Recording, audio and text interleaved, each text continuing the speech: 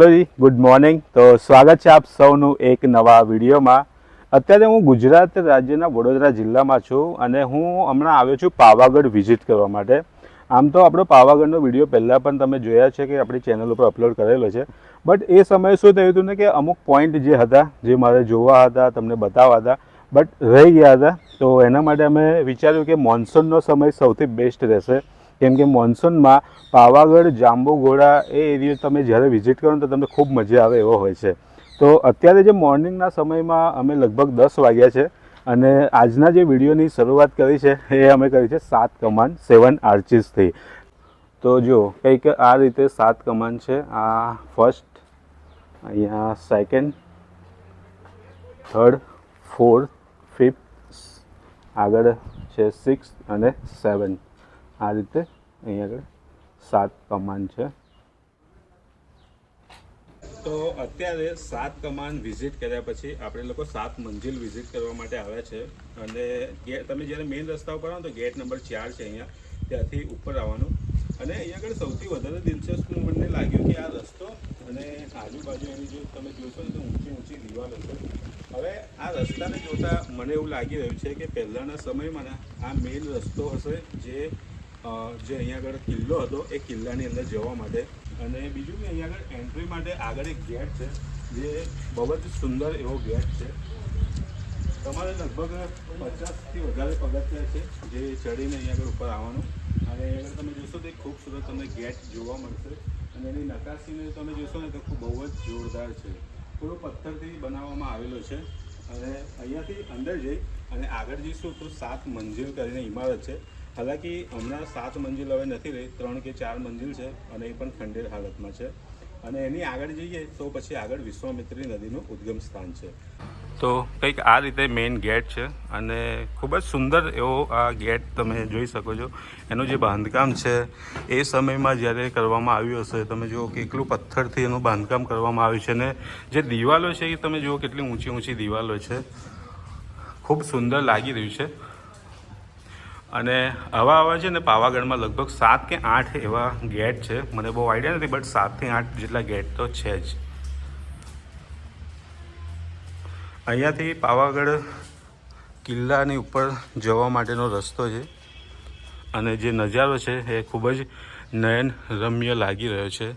ઉપર પણ તમે જો જેનું કામકાજ કરવામાં આવ્યું છે, અત્યારે હાલ વરસાદ ચાલુ છે તો કંઈક આ રીતે એનો નજારો છે।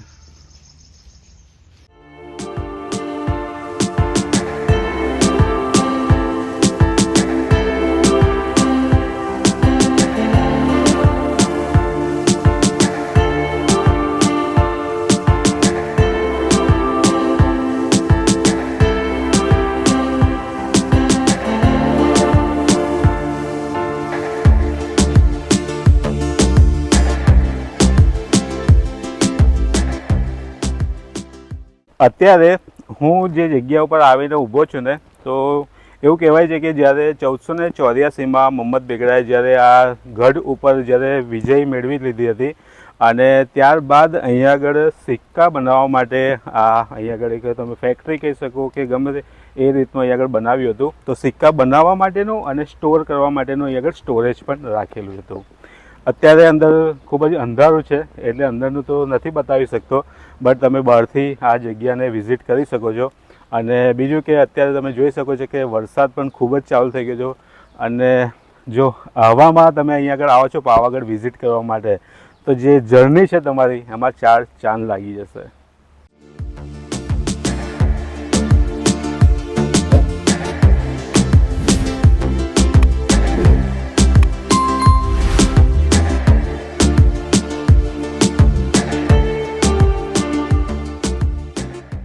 અત્યારે ને ફરતા ફરતા અમે લોકો 7 મંજિલ સુધી આવી પહોંચ્યા છે અને અહીંયાથી ખૂબસૂરત તમને નજારો જોવા મળી રહ્યો છે। એકચ્યુઅલમાં 7 મંજિલ એટલે 7 માળ જે કહેવાય ને 7 ફ્લોર, એ રીતે અહીંયા આગળ એક બિલ્ડિંગ પહેલાંના સમયમાં હતી અને મેં થોડું ઘણું જાણકારી મેળવી તો મને ખબર પડી કે આ પહેલાંના સમયમાં જ્યારે રાજાના જે ગેસ્ટ આવતા હતા એ લોકો માટે સ્પેશિયલ અહીંયા આગળ બનાવવામાં આવ્યું હતું કે અહીંયા આગળ ગેસ્ટ રોકાતા હતા અને બિલ્ડિંગ એટલી સુંદર હતી ને કે તમે જ્યારે બિલ્ડિંગની બારીમાંથી તમે ખિડકીમાંથી નજર નાખો તો તમને ખીણનો ખૂબસૂરત નજારો જોવા મળે અને મોન્સૂનમાં સ્પેશિયલ આવા તમને વોટરફોલ્સ ને એવું બધું જોવા મળે એવી ખૂબ સારી એવી આ જગ્યા અહીંયા આગળ ખૂબ સારી એવી બિલ્ડિંગ તૈયાર કરવામાં આવી હતી. અત્યારે હાલ જે અહીંયા સિક્યોરિટીવાળા ભાઈ છે અમને કીધું કે તમે નીચે નહીં જઈ શકો કેમ કે વરસાદના લીધે અહીંયા આગળ કાઈ જામી ગઈ છે તો પડવાનો ખતરો ખૂબ વધી ગયો છે એટલે અમે અહીંયા સુધી આવ્યા છે અને અહીંયાથી તમને બતાવીએ છીએ. અત્યારે લગભગ 3 કે એવા જ ફ્લોર બચ્યા છે, નહીં તો 7 ફ્લોર હતા, હવે માત્ર 3 કે 4 જેવા છે અને બિલકુલ ખીણની ધાર તમે કહો ને જે રીતે ખીણ હોય અને એન્ડિંગ પોઈન્ટ ઉપર આ બિલ્ડિંગ તૈયાર કરવામાં આવી હતી. તો વિચારો કે એ સમયમાં આટલું જબરદસ્ત આર્કિટેક્ચર અને કેટલું સુંદર એવું બનાવ્યું અને ઉપરથી નજારો, પછી બીજું શું જોઈએ. અત્યારે એક બહુ જ સુંદર એવો વ્યૂ પોઈન્ટ છે જે જોવા માટે આવ્યા છે, તમને બતાવું મેં અહીં આગળ. આ જ એ વ્યૂ પોઈન્ટ છે જેને જોવા માટે આપણે 7 મંજિલ ઉપર ગયા હતા, બટ ત્યાં આગળ જેમ મેં તમને કીધું કે નીચે જવા માટે રસ્તો હતો નહીં અને ત્યાંથી જ જે વિશ્વામિત્રી નદીનું ઉદ્ગમ સ્થાન હતું ત્યાં આગળ જવાનું હતું, બટ એ પણ પોસિબલ નહીં રહ્યું એટલે આપણે લોકો નથી ગયા. બટ અહીંયા તમે જ્યારે આવશો ને તો તમને અહીંયાથી લગભગ 7 જેટલા વોટરફોલ જોવા મળશે અને આ જે વ્યૂ પોઈન્ટ છે એ તમે માચીથી ચાંપાનેરથી માચી જ્યારે જાઓ છો તો વચ્ચે જ તમને આ જોવા મળે છે.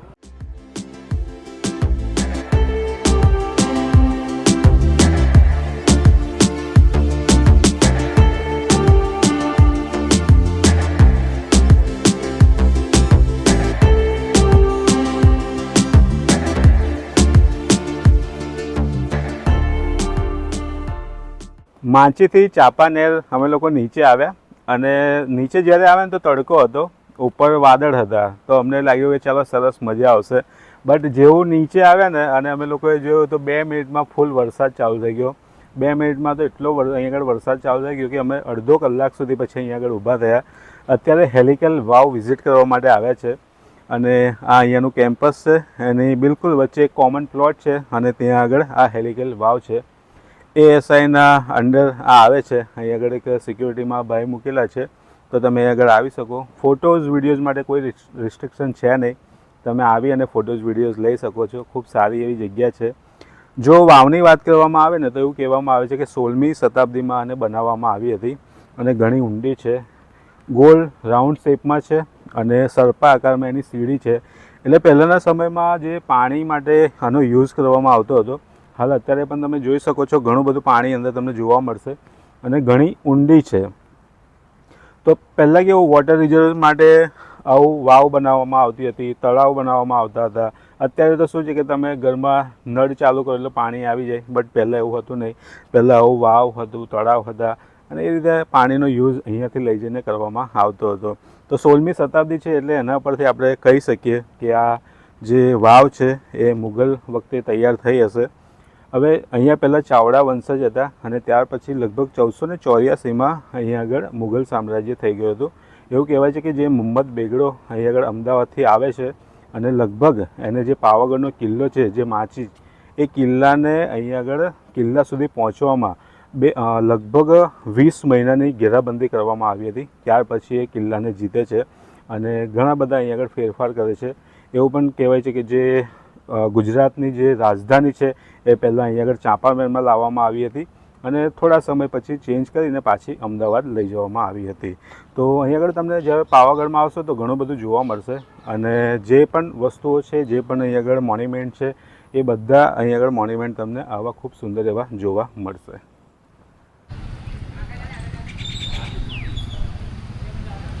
અત્યારે પાવાગઢમાં વરસાદ બહુ જ પડે છે.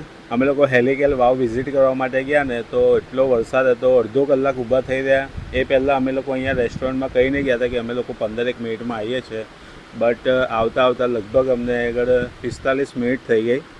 જમવા માટે અમે લોકો ઓર્ડર પહેલાં જ આપી દીધો હતો. અહીંયા પાવાગઢ મેઇન રોડ ઉપર રોટલો ચટણી કરીને રેસ્ટોરન્ટ છે અને રોટલો ચટણી એટલા માટે કે તમે જ્યારે જાંબુઘોડામાં આવો ને તો રોટલો ચટણી આ બાજુ બહુ ફેમસ હોય છે. ઘણી બધી તમને હોટલ છે જેમાં તમને આ મળી જાય છે, તો એના માટે અમે લોકો અહીંયા આવ્યા છે. હાલાકી અમે લોકો અહીંયા આગળ ગુજરાતી થાળી ઓર્ડર કરેલી છે જેની જે પ્રાઇસ છે એ 149 છે અને જો તમે પંજાબી થાળી લેવા માંગતા હોય તો એ 199 છે. બાકી કંઈક આનું જે મેનુ છે એ પણ તમને એકવાર મેં બતાવી દઉં. આ અહીંયાનું મેનુ છે, તમે જોઈ શકો છો. અને જે અહીંયાની જે લોકોની ફેમસ જે આઈટમ છે રોટલો વિથ ચટણી એ 99 રૂપીઝમાં છે. અને જેમ મેં તમને કીધું એ પ્રમાણે બીજી અહીંયા આગળ પ્રાઇસ છે. તો આ રીતે કંઈક ગુજરાતી થાળી અમે લોકોએ ઓર્ડર કરી છે, જેમાં તમે જોઈ શકો છો સેવ ટામેટાનું શાક છે, ચણાનું શાક છે, દાળ, રાઈસ છે, પાપડ અને 4 રોટલી અહીંયા આગળ આપે છે. બાકી અહીંયા આગળ ગુજરાતમાં છો એટલે છાશ અને જે સલાડ છે એ તો તમને કમ્પલસરી મળવાનું જ છે.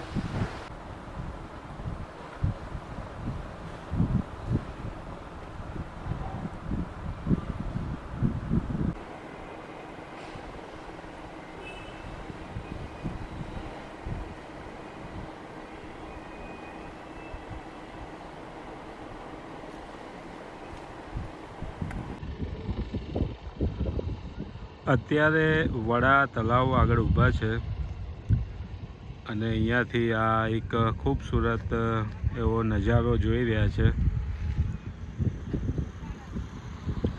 આ કંઈક નજારો છે વડા તલાવનો. અહીં આગળ તમને કબૂતરખાના જોવા મળશે અને એની એક્ઝેક્ટ સામું છે ખજૂરી મસ્જિદ. ઘણા બધા ટુરિસ્ટ અહીં આગળ આવે છે અને ફોટોઝ ક્લિક કરાવે છે.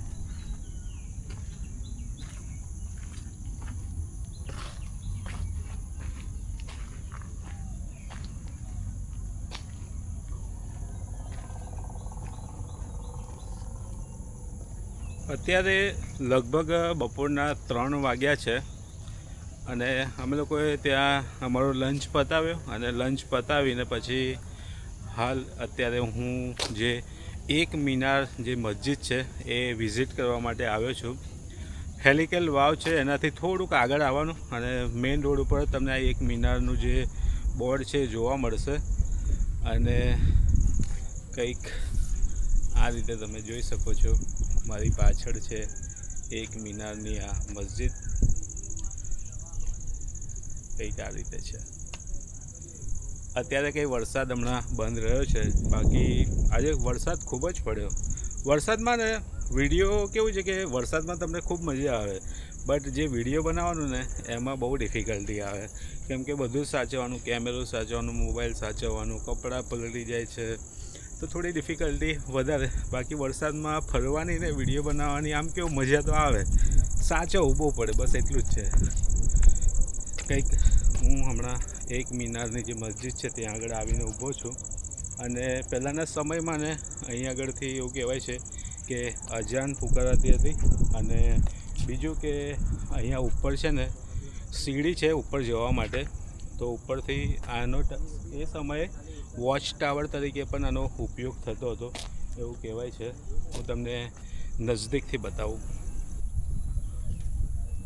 તો જુઓ, આ રીતે એક મિનારની આ મસ્જિદ છે.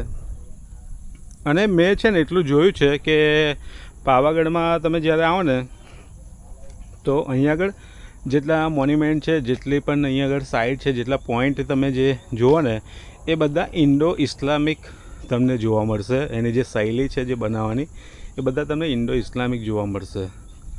આની જે ડિઝાઇન છે તમે જો, અહીંયાથી તમને કમળ હોય ને, કમળનું ફૂલ એ રીતે ડિઝાઇન છે, અલગ અલગ છે એવી રીતે. આમ ઉપર તમે જેમ જેમ ઉપર જતા જશો ને એમ તમને અલગ અલગ બધી ડિઝાઇન જોવા મળશે. કોતરણી ખૂબ જ સુંદર છે અને આમ નજદીક આવ્યા પછી ખબર પડે કે ઘણી મોટી છે આ, અને ખૂબ જ વિશાળ એવા પ્લોટમાં આ જગ્યા છે, અને ખૂબ જ વિશાળ એવા પ્લોટમાં આ જગ્યા છે. તો આ રીતે જો ઉપર જવા માટે અહીંયાથી સીડી હતી, બટ એ લોક કરી દેવામાં આવ્યું છે. બાકી અહીંયાથી ઉપર જવું હોય તો અત્યારે તો લોક છે આ સીડી દ્વારા. પહેલાંના સમયમાં એવું કહેવાય છે કે આ વોચ ટાવર તરીકે પણ આનો ઉપયોગ થતો હતો છે. આ રીતે ઘણું મોટું સ્ટ્રક્ચર હશે એ સમયમાં. અત્યારે હાલ તો માત્ર તમે જોઈ શકો છો એમ કે માત્ર અહીંયા આગળ એક મિનાર જ છે, અને અહીંયાથી તમે જુઓ પાવાગઢનો નજારો કેટલો મસ્ત લાગી રહ્યો છે. એક ઓપન પ્લોટ છે, ઓપન પ્લોટની અંદર આ એક મિનાર છે. દૂરથી એનો જે તમે જોશો ને તો જે વ્યૂ છે એ ખૂબ જ સુંદર આવે છે. એટલે હું તમને દૂર જઈને થોડું બતાવું.